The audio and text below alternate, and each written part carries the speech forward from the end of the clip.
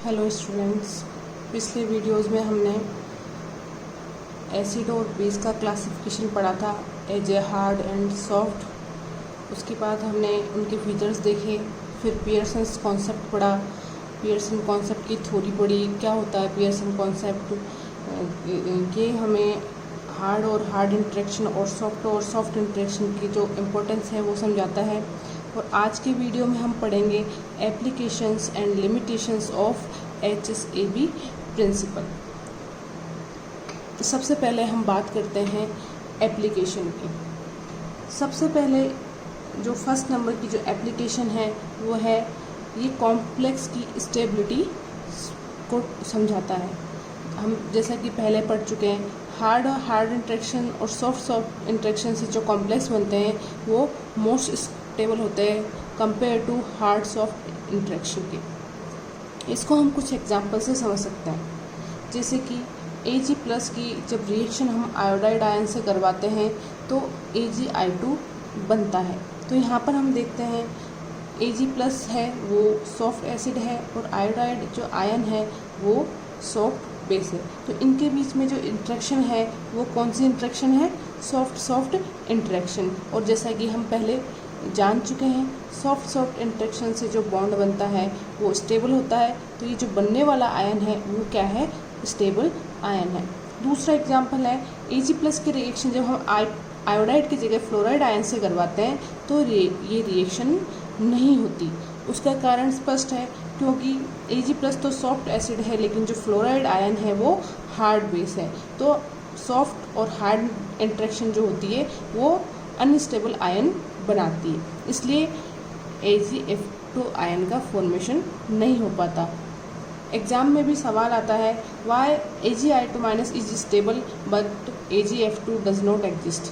तो उसको हम इस प्रकार से समझा सकते हैं कि AgF2 आयन का तो फॉर्मेशन नहीं होता लेकिन AgI2- का होता है। क्यों? समझाइए। ठीक है, अब सेकंड एप्लीकेशन पे आते हैं। सेकंड एप्लीकेशन है प्रेडिक्शन ऑफ डेंसिटी और coordination number in complexes of ambidentate ligand. That means ये किसी भी कॉम्प्लेक्स में जो कोऑर्डिनेशन नंबर है या जो डेंसिटी है उसका अनुमान लगाना समझाता है। इसको हम एग्जांपल से समझने से पहले हम इस चीज़ को समझेंगे कि एम्बिडेंटेड लिगेंड का मतलब क्या होता है। It can donate an electron pair through more than one atom, यानी वो लिगेंड जो एक से अधिक एटम के द्वारा अपना कोऑर्डिनेट बॉन्ड बना सकता है उसे हम बोलते हैं एम्बिडेंटेड लिगेंड। जैसे हम एग्जांपल लेते हैं SCN- यानी कि थायोसाइनेट आयन। ये सल्फर से भी बॉन्ड बना सकता है और नाइट्रोजन से भी बॉन्ड बना सकता है। तो ये क्या हुआ? Ambidentate ligand.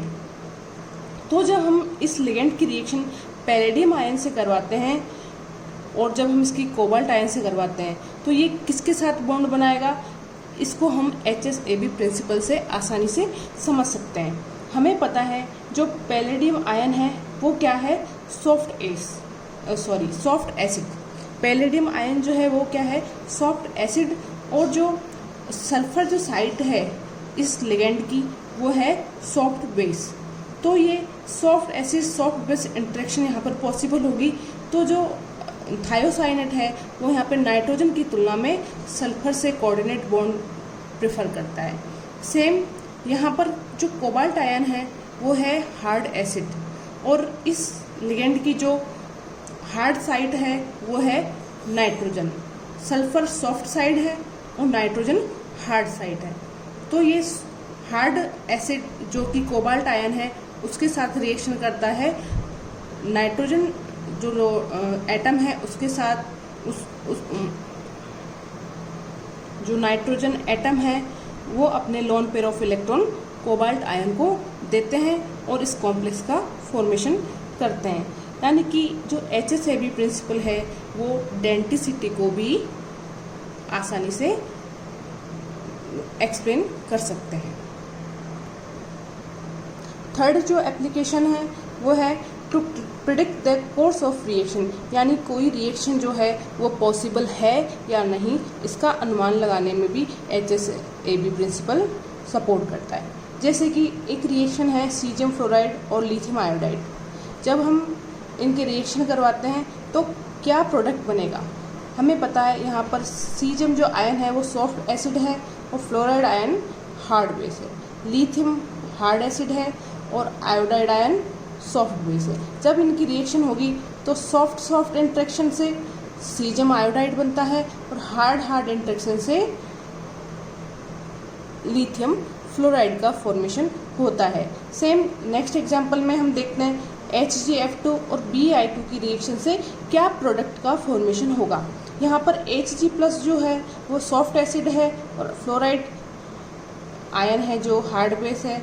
सेम जो बेरिलियम आयन है वो हार्ड एसिड है और आयोडाइड जो आयन है वो सॉफ्ट बेस है। तो ये इजीली रिएक्शन करते हैं और soft acid soft base interaction से HgI2 का फॉर्मेशन करते हैं और hard acid hard base interaction से बेरिलियम फ्लोराइड का फॉर्मेशन करते हैं। चौथी जो एप्लीकेशन है वो है टू प्रिडिक्ट सॉफ्टनेस और हार्डनेस ऑफ अननोन एसिड और बेस, यानी किसी भी अज्ञात अम्ल और क्षार का की जो सॉफ्टनेस है या हार्डनेस है, वो जो एसिड या बेस हमने लिया है रिएक्शन में वो हार्ड है या सॉफ्ट है, उसका अनुमान लगाने के लिए भी ये प्रिंसिपल हेल्प करता है। इसको हम एक रिएक्शन से समझते हैं। यहाँ पे कोई एक अननोन बेस लिया, अननोन कंपाउंड है, इसमें B जो है बेस है वो अननोन है। BH की जब रिएक्शन कराते हैं हम CH3Hg+ से, तो ये इक्विलिब्रियम अगर फॉरवर्ड डायरेक्शन में मूव करेगा तो फॉरवर्ड डायरेक्शन में जब मूव करेगा जब यहाँ पर इंटरेक्शन होगी, तो सॉफ्ट एसिड किससे इंटरेक्शन करेगा, सॉफ्ट बेस से। तो हम यहाँ पर ये अनुमान कैसे लगाएंगे कि जो B यहाँ पर बेस लिया है वो सॉफ्ट है या हार्ड है।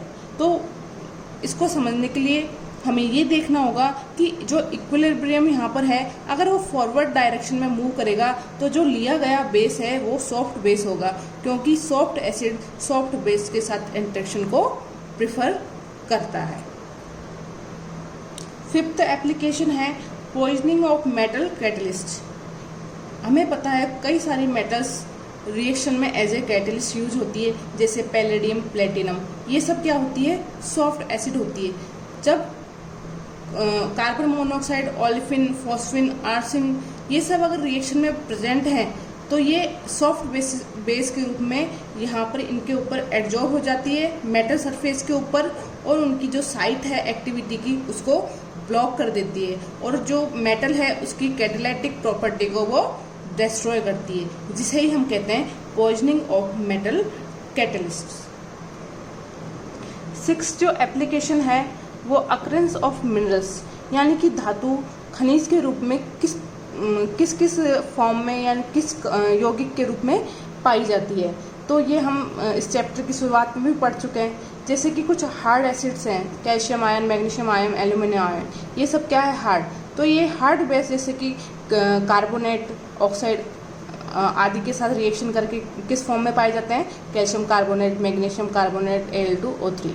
ऐसे ही सॉफ्ट एसिड जो है कॉपर प्लस, Ag+, Hg+, ये सॉफ्ट बेस जैसे कि सल्फाइड आयन है, इनके साथ रिएक्शन करके Cu2S, Ag2S, Ag के रूप में एज ए मिनरल पाई जाती है। लेकिन जैसे कि कुछ बॉर्डरलाइन एसिड्स हैं, निकिल +2, Pb+2 की हम बात करें तो ये हार्ड बेस से भी इंटरेक्शन कर सकती है और सॉफ्ट बेस से भी इंटरेक्शन कर सकती है। जैसे अगर हार्ड बेस कार्बोनेट यानी कि ये कार्बोनेट के रूप में भी पाई जाती है और ये सल्फाइड के रूप में भी पाई जाती है, जैसे nickel carbonate, nickel sulphide, lead carbonate, lead sulphide, यानी तो इस चीज़ को भी हम आसानी से समझ सकते हैं। नेक्स्ट एप्लीकेशन है electrophilic addition and nucleophilic addition reactions को भी ये थ्योरी एक्सप्लेन करती है। जैसे हम इसको एक एग्जांपल से समझते हैं, अल्फा बीटा अनसैचुरेटेड कार्बोनाइल्स है, इसके पास 2 इलेक्ट्रोफिलिक सेंटर है। एक तो है कार्बोनिल कार्बन यानी कि जो कि हार्ड इलेक्ट्रोफिलिक सेंटर के रूप में काम करता है। दूसरा है ये ओलेफिलिक बॉन्ड जो कि सॉफ्ट इलेक्ट्रोफिलिक सेंटर होता है। जब हम हार्ड न्यूक्लियोफाइल लेते हैं, RMgX में MgX जो समूह है वो हार्ड न्यूक्लियोफाइल के रूप में काम आता है। तो ये हार्ड इलेक्ट्रोफिलिक जो सेंटर है कार्बन, उस पर अटैक करता है और ये 1,2 एडिशन एज ए प्रोडक्ट हमें देता है। सेकंड, जब R2CO Li की रिएक्शन कराएंगे हम इस कार्बोनाइल से, तो यहाँ पर सॉफ्ट न्यूक्लियोफाइल के रूप में ये कार्य करता है और यहाँ पर देता है 1,4 एडिशन। नेक्स्ट एप्लीकेशन है direction of reaction. Reaction forward direction में मूव होगी या नहीं होगी, ये भी हम HSAB प्रिंसिपल से समझ सकते हैं। यहाँ पे 2 रिएक्शन दे रखी है। फर्स्ट रिएक्शन में हार्ड इंटरेक्शन पॉसिबल है, इसलिए ये रिएक्शन फॉरवर्ड डायरेक्शन में मूव करती है। OH आयन जो है हार्ड बेस के रूप में काम करता है, तो ये H+ से इजीली रिएक्ट कर जाता है। लेकिन जो सेकंड रिएक्शन है वहाँ पे SH सॉफ्ट बेस है, वो हार्ड एसिड के साथ रिएक्शन नहीं करता और रिएक्शन रिवर्स डायरेक्शन में मूव करती है। नेक्स्ट एप्लीकेशन है स्टेबिलिटी ऑफ हाइड्रोजन हैलाइड। हमें पता है हैलाइड आयन की जो हार्डनेस है उसका ऑर्डर होता है F- सबसे ज़्यादा हार्ड बेस होता है, उसके बाद Cl-, फिर Br-, फिर आयोडाइड। ये ऑलमोस्ट सॉफ्ट की कैटेगरी में आ जाता है। जब हम इसकी रिएक्शन हाइड्रोजन आयन से करवाते हैं जो कि एक हार्ड एसिड है, तो जो हाइड्रोजन हैलाइड बनते हैं वो हैं HF, HCl, HBr और HI।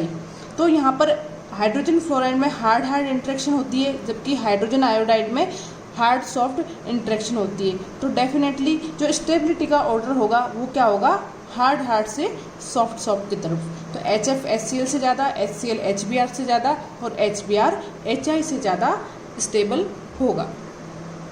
नेक्स्ट एप्लीकेशन है separation of copper +2 and cadmium ion.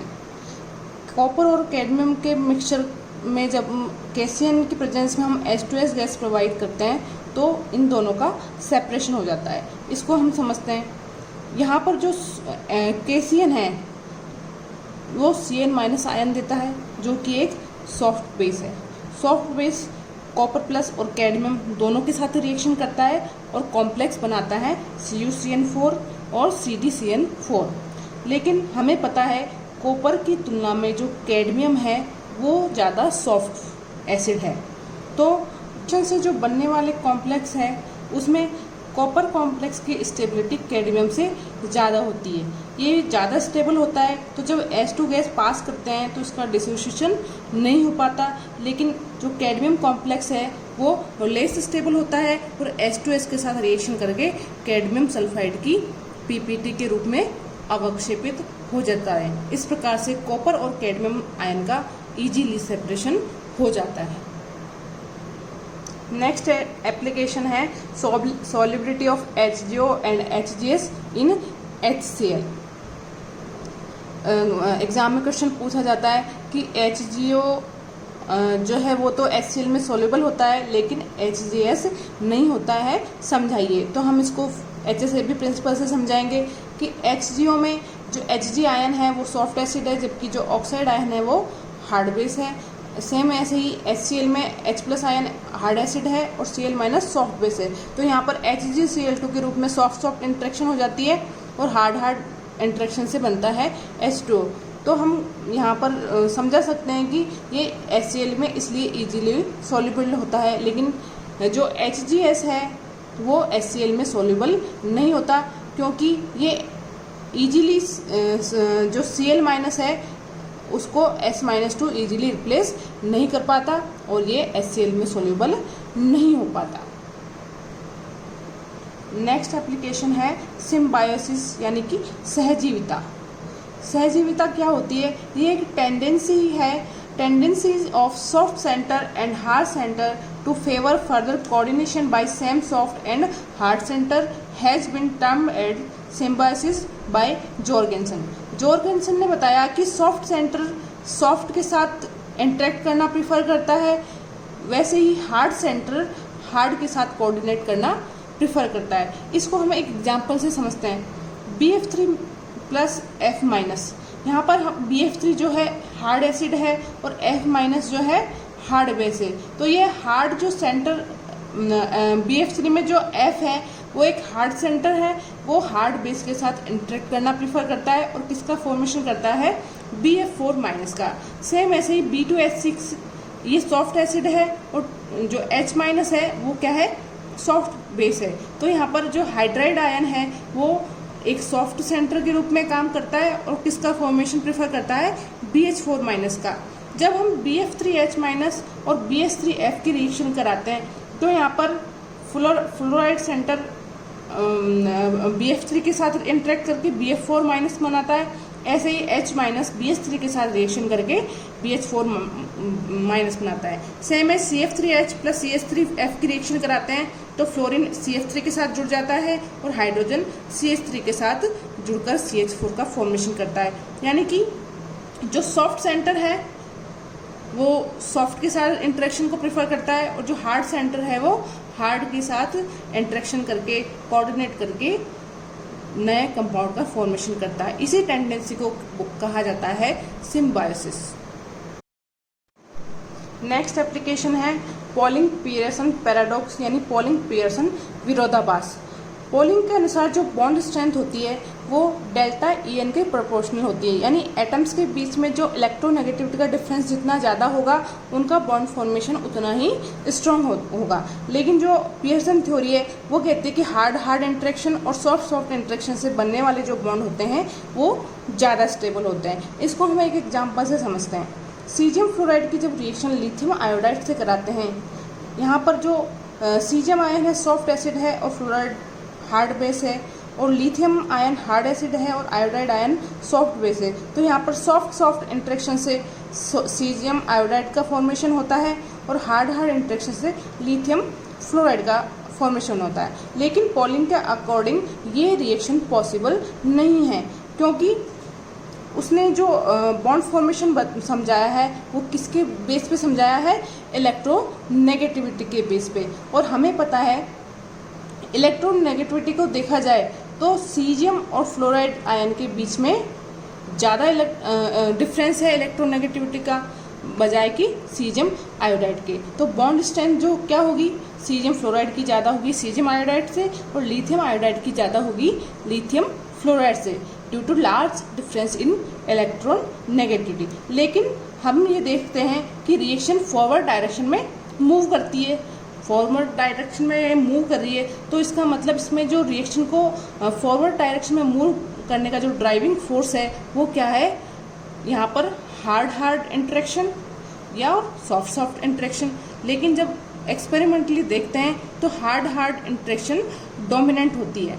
लेकिन हमें पता है हार्ड इंटरेक्शन में क्या होते हैं, जो आयन होते हैं वो स्मॉलर साइज के होते हैं और हमें पता है स्मॉल साइज में ओवरलैपिंग ज़्यादा फेवरेबल होती है। सो यहाँ पर इस चीज़ को समझाया गया है कि जो आयनिक बॉन्ड होते हैं वो 100% आयनिक नहीं होते हैं, उनमें कुछ यानी कि पार्शियल कोवेलेंट कैरेक्टर भी होते हैं। इसको इस रिएक्शन की एटमाइजेशन एनर्जी के द्वारा समझाया गया। जब इनकी एटमाइजेशन एनर्जी देखी तो जो बॉन्ड एनर्जी है लिथियम फ्लोराइड की वो जो आती है 573 किलो जूल प्रति मोल, वो 25% कोवेलेंट कैरेक्टर की वजह से आती है, जो कि पॉलिंग की रेजोनेंस एनर्जी के इक्वल होती है। तो पॉलिंग पियर्सन अलग अलग बेस पे जो बॉन्ड फॉर्मेशन को समझाते हैं उसे ही कहते हैं पॉलिंग पियर्सन पैराडॉक्स। ये तो बात हो गई एप्लीकेशन की। अब इसकी कई सारी लिमिटेशंस भी हैं। उनमें सबसे जो मेन लिमिटेशन है वो है कि ये थ्योरी क्वांटिटेटिव स्केल यानी कि मात्रात्मक पैमाना नहीं बताती है एसिड बेस स्ट्रेंथ का, यानी अम्ल क्षार की जो सामर्थ्य है उसका कोई भी मात्रात्मक पैमाना नहीं बताती। ऐसे ही नेक्स्ट एग्जांपल है एस्टरिफिकेशन रिएक्शन, यानी कि जब एसिड और अल्कोहल के रिएक्शन से एस्टर बनता है तो ये नहीं समझा पाती कि जो एसिड बेस डिसोसिएशन है वो कैसे होगा। हमें पता है एस्टरिफिकेशन में एसिड से OH- जाता है और अल्कोहल से H+ जाता है। Hard base hard acid interaction यहाँ पर भी हो रही है और hard acid hard base interaction यहाँ पर भी हो रही है। तो ये जो प्रिंसिपल है वो कोई भी इंफॉर्मेशन नहीं देता कि एसिड बेस डिसोसिएशन कैसे होगा। सेम तीसरी जो एप्लीकेशन है जो लिमिटेशन है वो है CH3+ की रिएक्शन जब H2 से कराते हैं तो यहाँ पर इसके दो सेंटर है, सॉफ्ट बेस और हार्ड एसिड। तो सॉफ्ट एसिड और जो सॉफ्ट बेस है वो रिएक्शन करके CH4+H+ बनाएंगे, लेकिन ये रिएक्शन एंडोथर्मिक होती है। तो क्योंकि इसकी जो एंथैल्पी है वो अनफेवरेबल होती है, क्योंकि जो एसिडिटी है H+ आयन की वो CH3 से ज़्यादा होती है। तो जो HSAB प्रिंसिपल है वो इन सब चीज़ों को नहीं समझा पाता। तो इन सब चीज़ों से क्या कंक्लूजन निकलता है कि HSAB principle is not a theory but is a mere statement about experimental facts accordingly explanation of some observation in term of hard and soft behaviour.